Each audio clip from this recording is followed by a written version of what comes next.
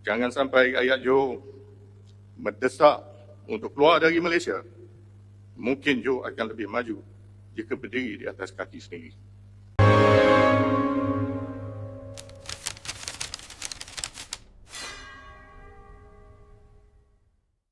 Di panggung dunia, Malaysia dikenal dengan menara kembarnya yang megah dan ekonominya yang dinamis.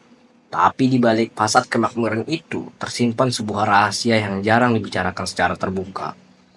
Sebuah bara dalam sekam yang terus menyala.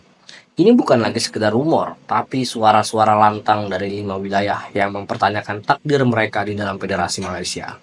Apa alasan sebenarnya mereka ingin merdeka? Jawabannya, jauh lebih dalam dan rumit dari yang pernah Anda bayangkan. Ini kisah tentang janji yang terlupakan dan identitas yang menolak untuk padat.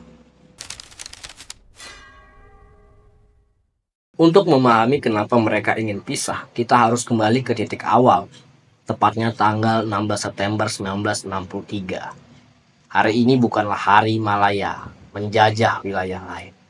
Ini adalah hari di mana 4 entitas berdaulat Federasi Malaya, Singapura, Sabah, dan Sarawak setuju untuk membentuk sebuah negara baru bernama Malaysia. Kuncinya ada di sini. Ini adalah sebuah perjanjian, bukan penaklukan. Sabah dan Sarawak bergabung dengan syarat-syarat khusus yang tertuang dalam Perjanjian Malaysia 1963 atau yang dikenal dengan MA63 yang menjamin otonomi mereka dalam imigrasi, pendidikan, dan yang terpenting, sumber daya alam. Janji inilah yang menjadi pusat dari semua konflik. Kita mulai dari 2 wilayah terbesar dan paling vokal, Sabah dan Sarawak. Banyak yang mengira ini hanya soal uang, soal royalti minyak. Itu benar, tapi hanya di permukaan. Alasan sebenarnya adalah perasaan dikhianati atas perjanjian MA63.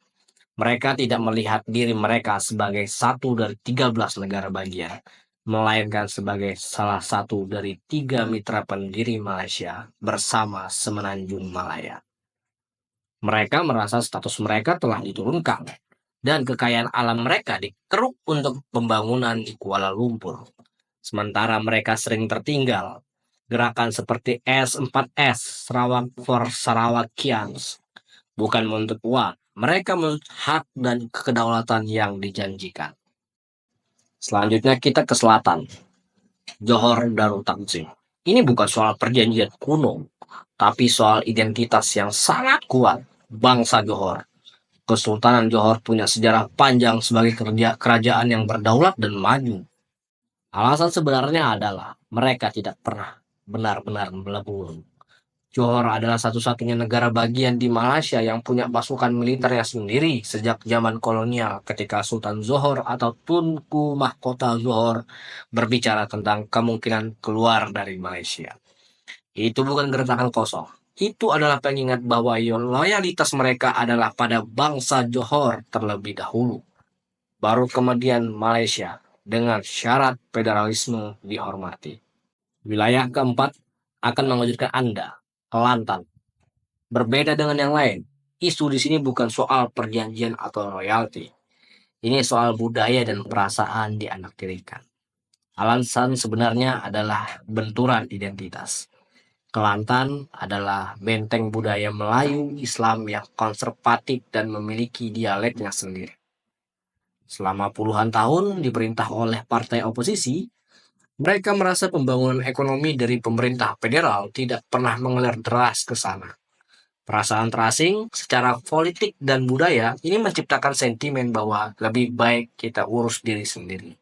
Terakhir, sebuah kasus unik, yaitu Pulau Pinang atau Penang. Keinginan merdeka di sini tidak sekeras yang lain, tapi akarnya ada. Penang bersama Malaka dan Singapura dulunya adalah Straits Settlements atau negeri-negeri selat di bawah pemerintahan langsung Inggris. Alasan sebenarnya terletak pada warisan sejarah ini. Penang punya identitas kosmopolitan dan pola pikir yang lebih sekuler dan independen. Kebijakan sering muncul ketika kebijakan federal yang dianggap bernuansa ras atau agama coba diterapkan di sana. Ini adalah pergulatan antara identitas unik mereka dengan cetakan identitas nasional yang dipaksakan dari pusat. Jadi, Inilah sebenarnya. Ini bukan hanya tentang satu isu, melainkan mozaik kompleks dari janji sejarah di Sabah dan Sarawak, identitas kuat di Johor, keterasingan budaya di Kelantan, dan warisan independen di Penang. Tentu, pemerintah Federasi Malaysia memandang setiap gerakan separatisme sebagai ancaman terhadap kedaulatan negara dan dapat ditindak di bawah undang-undang. Namun pertanyaan besarnya tetap ada. Akankah Malaysia berhasil meredam bara ini dengan dialog dan keadilan?